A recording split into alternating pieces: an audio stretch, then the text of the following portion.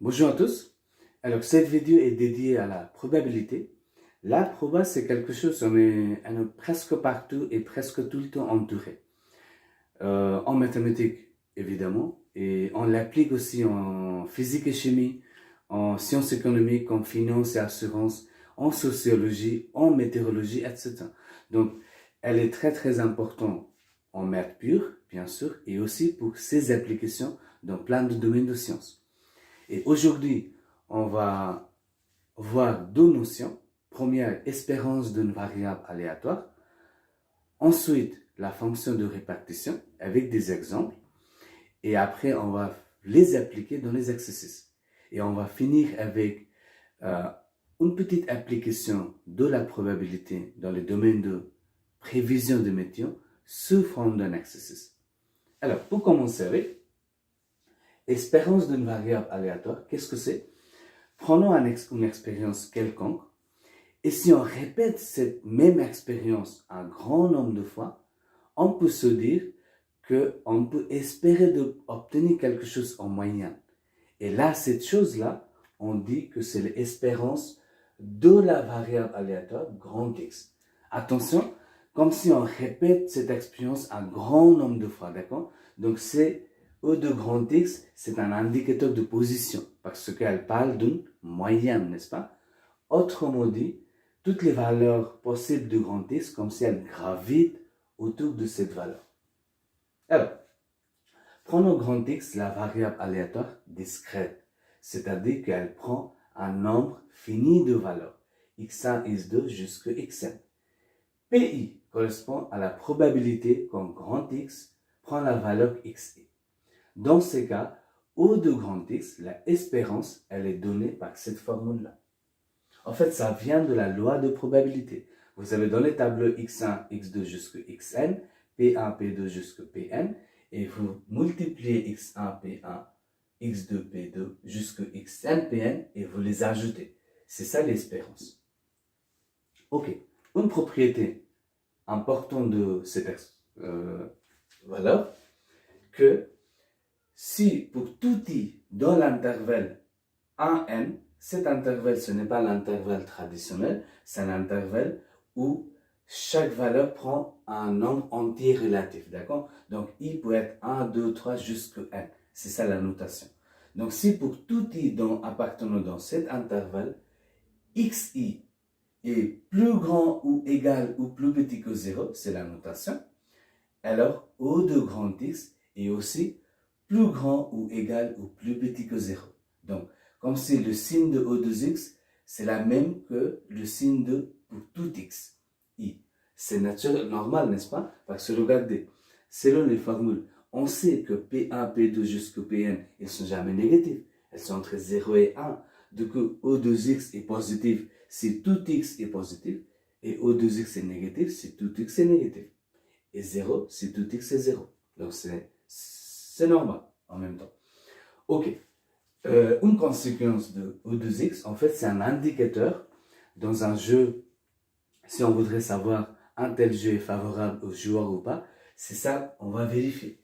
Alors, si O2X est positif, on dit que le jeu est favorable au joueur.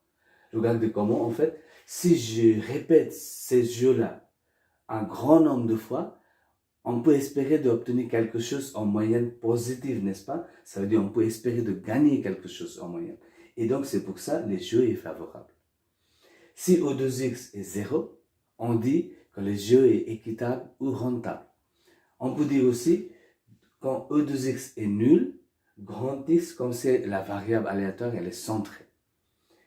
Et en dernier, si O2X est négatif, comme si on répète ces jeux un grand nombre de fois, on peut espérer d'obtenir quelque chose de négatif en moyenne. Ça veut dire quoi? En fait, le jeu n'est pas favorable. On ne peut pas espérer de gagner quelque chose en moyenne. Donc, le jeu est défavorable dans cette condition. Ok, du coup, on prend un exemple et on va vérifier comment on peut obtenir cette formule-là. Première chose, elle est importante parce que pour conclure un tel jeu est favorable ou pas, on ne peut pas jouer un grand nombre de fois, ensuite conclure, n'est-ce pas? Ça serait trop, c'est pas intéressant. Il faut obtenir une formule qui nous donne la réponse rapidement. Et c'est pour ça qu'elle est intéressante. Du coup, on verra comment on peut obtenir cette formule, d'où ça vient, en fait. Et ensuite, une chose importante aussi, que cette formule que vous voyez, elle est valable quand grand X, la variable est discrète. Attention, quand grand X, elle est continue, la formule, elle est différente, d'accord? Elle n'est pas exactement comme ça, elle est différente. Donc, cette formule, on applique quand grand X, elle est discrète. C'est-à-dire, quand grand X prend un nombre fini de valeurs. Bon. Alors, l'exemple qu'on a choisi, c'est un joueur lance un dé cubique équilibré. Cubique, c'est-à-dire que le dé a 6 faces. Et équilibré, ça veut dire que la probabilité d'avoir n'importe quelle face est le même. Donc, c'est 1 sur 6 ou 1 sixième. Et les conditions de ce jeu est que si le numéro obtenu est 1, 2, 3 et 4, les joueurs, ils perdent 10 euros. Si le numéro obtenu est 5, ils gagnent 15 euros. Et si le numéro obtenu est 6, ils gagnent 20 euros. Maintenant, on s'intéresse naturellement à savoir est-ce que ces jeux-là, avec ces conditions, est favorable aux joueurs. Comment on fait pour savoir? Alors déjà, on pose grand X, la variable aléatoire, égale au gain algébrique du joueur en probabilité algébrique, c'est-à-dire que le nombre, il peut être positif, négatif ou zéro. Et donc, X, c'est gain algébrique. Alors, qu'est-ce que c'est gain? Donc, première, regardez, il perd des zéros. Donc, on peut dire, les gains, c'est moins 10 zéros, n'est-ce pas? Comme s'il gagne moins 10 zéros. Donc, X peut être moins 10. Ensuite, quand il gagne 15 et 20 euros, X peut être 15 et 20. Donc, la grande X, elle peut prendre 3 valeurs. Moins 10, moins 15 et 20. Alors, ensuite, on fait l'arbre de probabilité. Alors, la face 1, 2 jusqu'au 6. Et la probabilité d'avoir une face, c'est 1 sur 6 et c'est la même. Ensuite, on écrit les gains pour chaque face à côté. Donc, pour face 1, c'est moins 10. Jusqu'à face 4, c'est moins 10 aussi parce qu'on perd 10 euros. Pour face 5, c'est 15 euros. On gagne 15 euros. Et face 6, c'est 20 euros. Maintenant, regardez ici, c'est égal. Pour 6, combien de fois on peut perdre 10 euros? 4 fois, n'est-ce pas? 1 jusqu'au 4. Donc, 4 fois on peut perdre 10 zéros sur 6. Donc, probabilité de perdre 10 zéros, c'est combien? On va rajouter, n'est-ce pas? 1 sur 6, 1 sur 6, 1 sur 6, 1 sur 6. Et donc, ça nous fait 4 sur 6. Probabilité d'obtenir face 5, donc probabilité de gagner 15 zéros, c'est 1 sur 6, et c'est ça qu'on a mis. Et pareil pour l'autre, probabilité d'obtenir ou gagner 20 euros, c'est-à-dire probabilité d'avoir la face 6, c'est 1 sur 6. Alors ça, c'est la loi de probabilité. Donc, on voit bien que ce tableau, il est cohérent. Pourquoi? Parce que chaque probabilité est entre 0 et 1, c'est ça qu'il faut être, et c'est ça les cas. Et ensuite, la somme de toutes les probabilités doit être égale à 1, et c'est ça les cas pour nous. Donc, c'est cohérent. Maintenant, qu'est-ce qu'on fait? Pour savoir si le jeu il est favorable ou pas, on ne peut pas jouer juste quelques fois ou une ou deux fois et conclure non. Ça serait trop pas assez. Et donc, on doit jouer un grand nombre de fois ces jeux-là. Après, on peut faire une conclusion. Du coup, qu'est-ce qu'on fait? Moi, j'ai répété cette expérience. Donc, j'ai participé à ce jeu 100 000 fois. Et là, ça va me donner quelque chose. Comment j'ai fait? Évidemment, je n'ai pas lancé le dé 100 000 fois, sinon ça va prendre trop de temps. Moi, j'ai fait sur Python. Donc, je vous conseille aussi de faire. D'ailleurs, je trouve que c'est un très bon exercice. Donc, essayez d'écrire un programming sur Python ou sur Scratch, si vous voulez, et vérifiez combien vous trouvez. Si vous aimez bien les programming, je trouve que c'est intéressant de le faire. Vous pouvez choisir une autre valeur, si vous voulez. Moi, j'ai choisi 100 000. Alors, sur 100 000 fois, ce que j'ai trouvé, j'ai mis nombre de fois que j'ai trouvé la face 1, 2, 3 ou 4. Donc là, j'ai trouvé, donc j'ai note, c'est 66 672 fois, j'ai trouvé 1, 2, 3 ou 4. Alors évidemment, je n'ai pas détaillé combien de fois j'ai trouvé phase 1 ou phase 2. Ça, je n'ai pas détaillé. Ce que j'ai fait, j'ai noté chaque fois que j'ai noté les nombres de fois que j'ai obtenu phase 1, 2 ou 3 ou 4 et je l'ai fait la somme. Ce qui m'intéresse en fait, je veux savoir combien de fois je peux perdre des zéros. Et c'est pour ça que j'ai fait un rassemblement de ça. Donc, j'ai obtenu autant de fois phase 1, 2, 3 ou 4. Alors maintenant, phase 5, j'ai obtenu 16 775 fois. Et 95, pardon. Voilà. Et phase 6, j'ai obtenu 16 533 fois. Alors, maintenant, qu'est-ce qu'on fait? C'est bon, j'ai noté. En fait, je veux savoir, à la fin de 100 000 fois, est-ce que je gagne quelque chose ou je perds? C'est ça que je voudrais savoir, n'est-ce pas? Alors, regardez. Donc, chaque fois que j'obtiens une phase parmi cette 4, 1, 2, 3, 4, je perds des zéros. Et du coup, j'ai obtenu ces phases-là autant de fois, n'est-ce pas? Ça veut dire que je perds autant de fois. Et donc, qu'est-ce que je fais? Combien j'ai perdu? Moins 10 fois cette valeur-là. Et donc, je mets plus. Mais je gagne aussi, n'est-ce pas? Chaque fois que j'obtiens la phase 5, je gagne 15 zéros. Donc, j'ai obtenu la phase 5 autant de fois. Donc, j'ai gagné combien? J'ai gagné 15 fois ces nombres-là. Plus.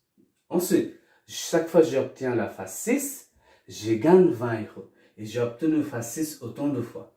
Et donc, 20 fois ces nombres-là. Alors là, vous pouvez vérifier.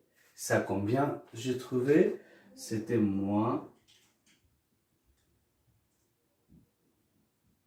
84 135 euros. Ça veut dire après avoir joué 100 000 fois ce jeu-là, j'ai perdu 84 135 euros, qui est énorme. Déjà, c'est pas positif, c'est négatif. Ça veut dire j'ai perdu.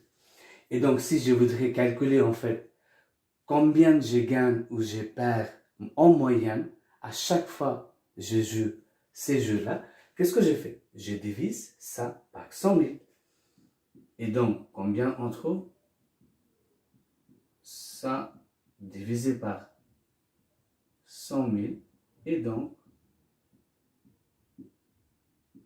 c'est ça. Donc, je perds à peu près en fait cette valeur-là, 84 centimes, chaque fois. Évidemment, je gagne ça parfois. Je gagne parfois. Chaque fois que j'obtiens phase 5 ou phase 6, je gagne. Mais je gagne moins que je perds. Du coup, à la fin, en fait, à la fin de 100 000 fois, je ne suis pas un gagnant, je suis un perdant. Donc, ces jeux-là, ce n'est pas intéressant pour moi. Ce n'est pas favorable pour les joueurs. Donc, voilà. Donc, qu'est-ce qu'on fait maintenant? On va faire une remarque importante. J'efface ici. Donc, qu'est-ce que j'ai fait? Regardez. Alors, pour calculer cette valeur-là, qu'est-ce que j'avais fait? J'ai simplifié cette expression. Ensuite, j'ai divisé par 100 000, n'est-ce pas?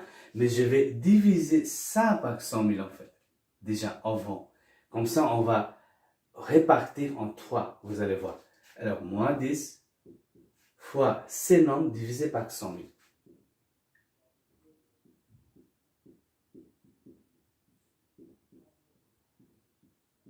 Plus 15 fois ces nombres divisé par 100 000. Plus le dernier 20 fois ces nombres qui étaient là, oui, ça, divisé par 100 000. Alors, regardez maintenant, ces nombres-là, prenez votre calculatrice, vous allez voir, il est très proche du nombre 4 sur 6. Première, celle-là. Première. Donc, ça veut dire que je peux mettre moins 10 fois 4 sur 6. Plus, ces nombres-là, vous pouvez vérifier, il est proche à 1 sur 6. Donc, je mets 15 fois 1 sur 6. Plus le dernier, 20 fois 1 sur 6 égale, vous pouvez vérifier.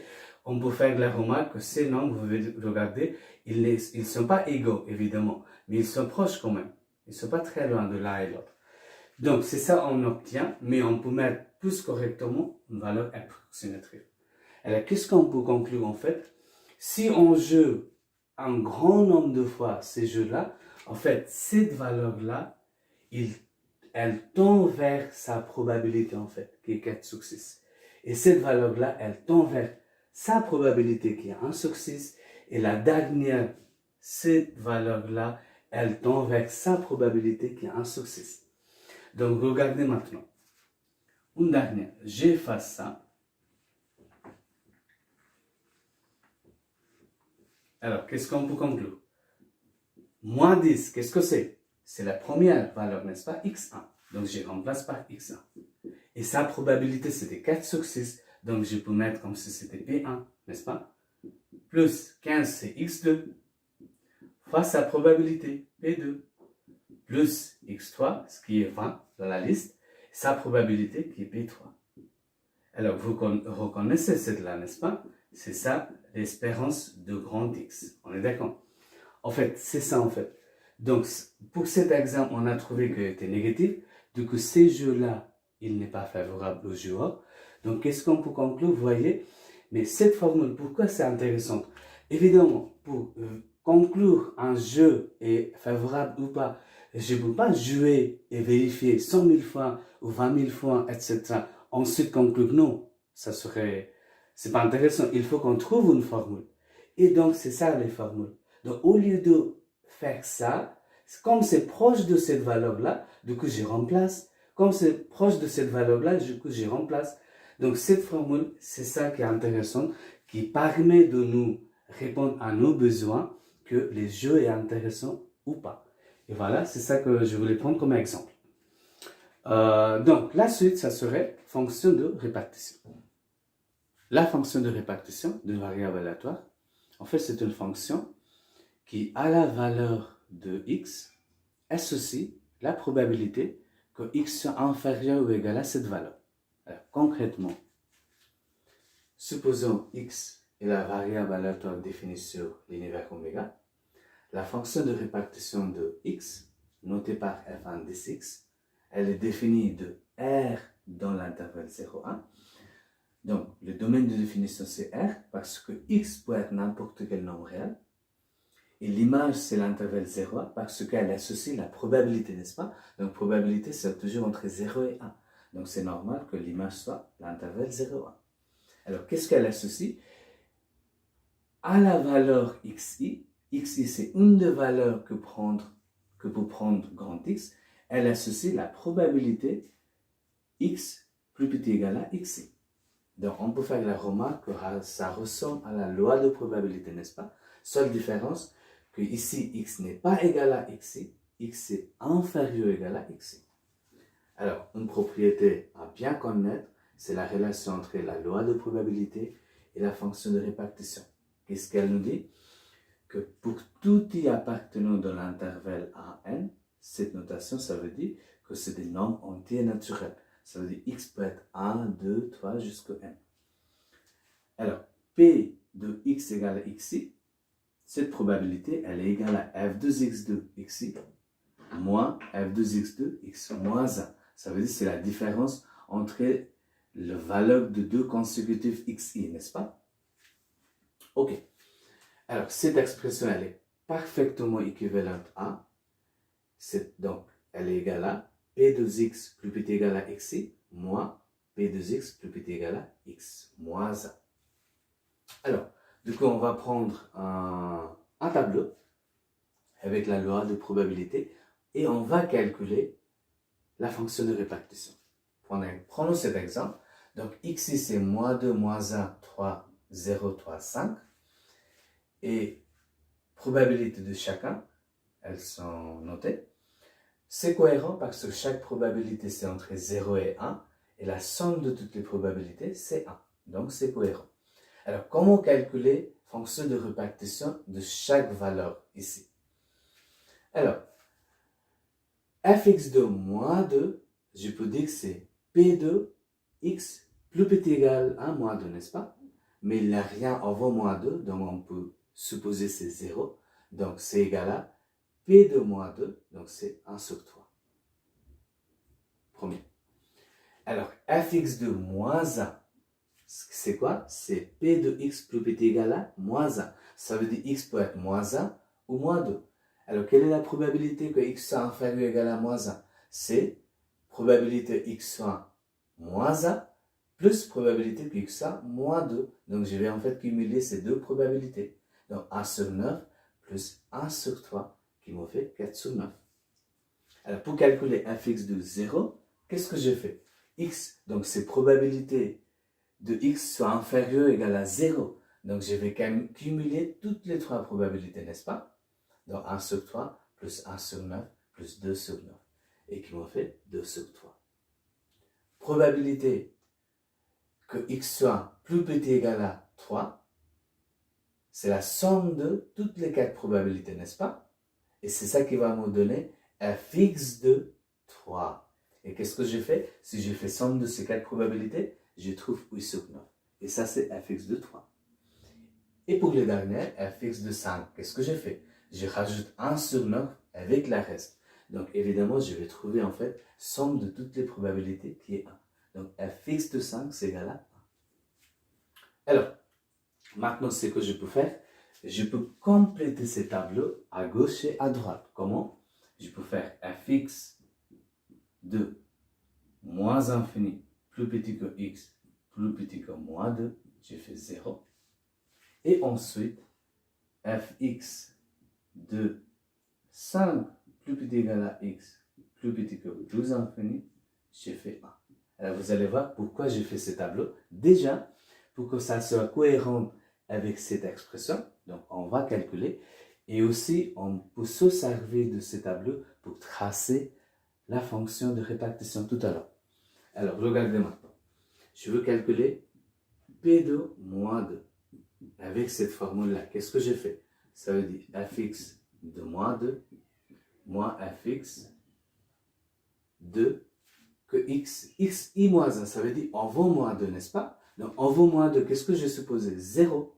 Tout ce qui est en vaut moins 2, c'est 0. Donc ça veut dire quoi? C'est, donc tout ce qui est en vaut moins 2, donc ça veut dire, cette valeur-là, on a calculé, c'est combien? C'est 1 sur 3.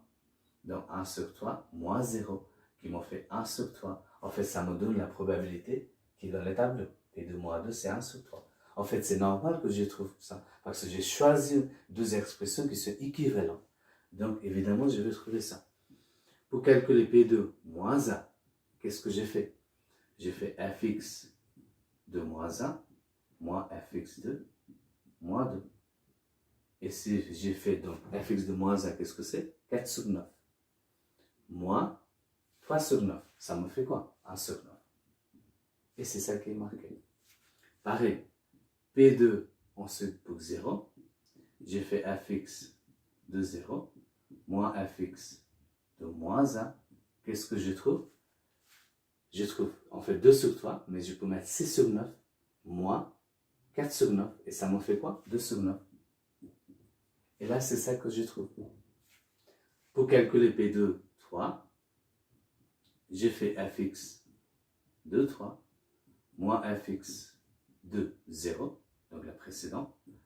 Et ça m'en fait quoi? Fx de 3, c'est 8 sur 9, moins 6 sur 9.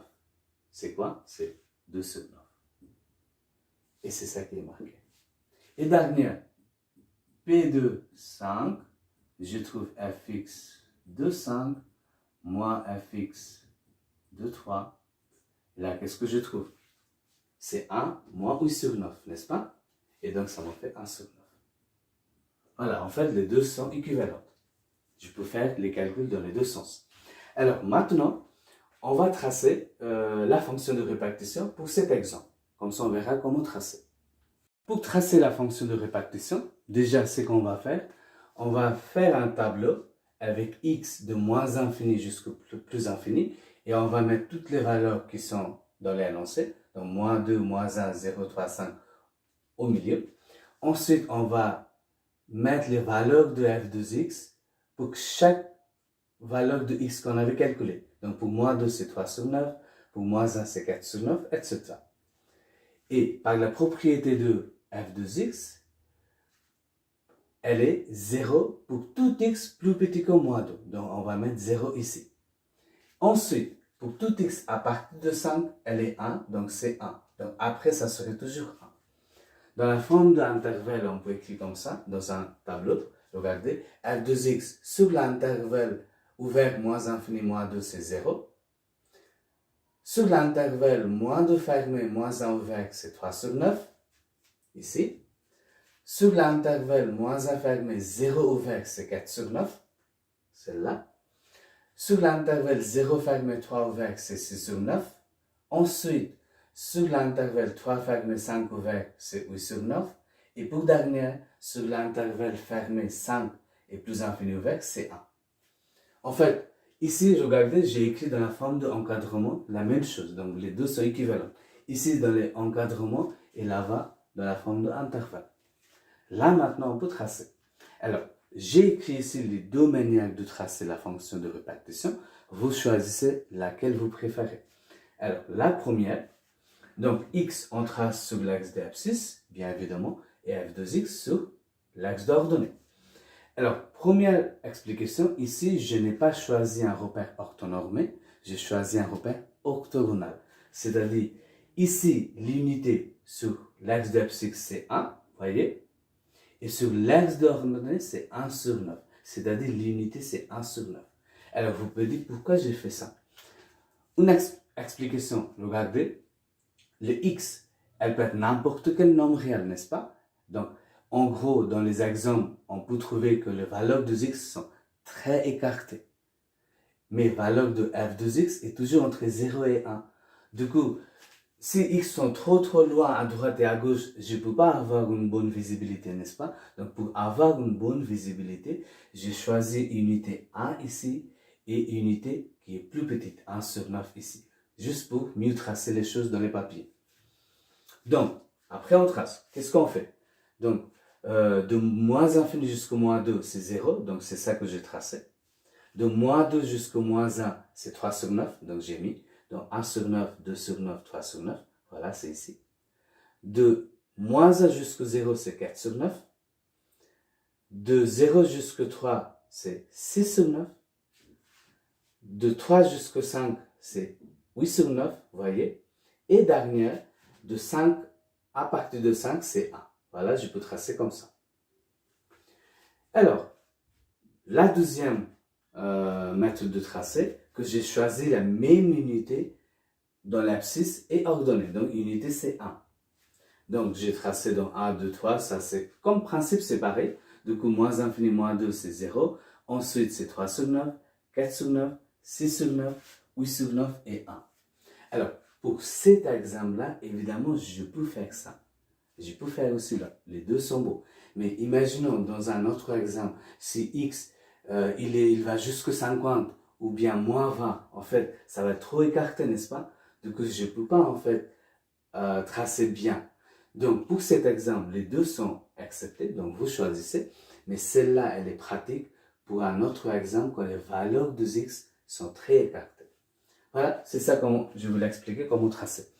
Maintenant, une chose importante à noter, que la fonction de répétition, elle est continue de droite, mais pas de gauche. Regardez ici, j'ai mis cette courbe, n'est-ce pas? Qu'est-ce que ça signifie? Quand vous venez de gauche, en fait, elle est 0 jusqu'au moins 2, mais elle n'est pas 0 à moins 2, parce que à moins 2, elle est 3 sur 9. Donc, en fait, elle est ici. En fait, elle est continue de droite, mais pas de gauche. C'est pareil. Si vous venez de à gauche jusque moins 1, en fait, elle n'est pas 3 sur 9, elle est 4. Si vous venez de... Oui, à moins 1, elle n'est pas 3 sur 9, elle est 4 sur 9. Du coup, j'ai mis un courbe ici pour dire qu'il y a un trou, elle s'arrête.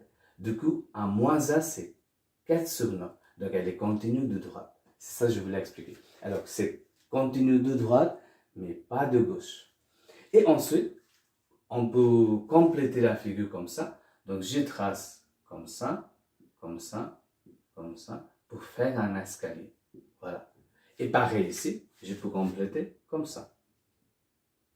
Même chose. En fait, c'est les mêmes que les fonctions parties entières, n'est-ce pas? Donc, c'est le même style. Voilà, c'est comme ça on peut tracer la fonction de répartition. Dans les prochaines vidéos, on va prendre quelques exercices et on va continuer à étudier ça. Merci.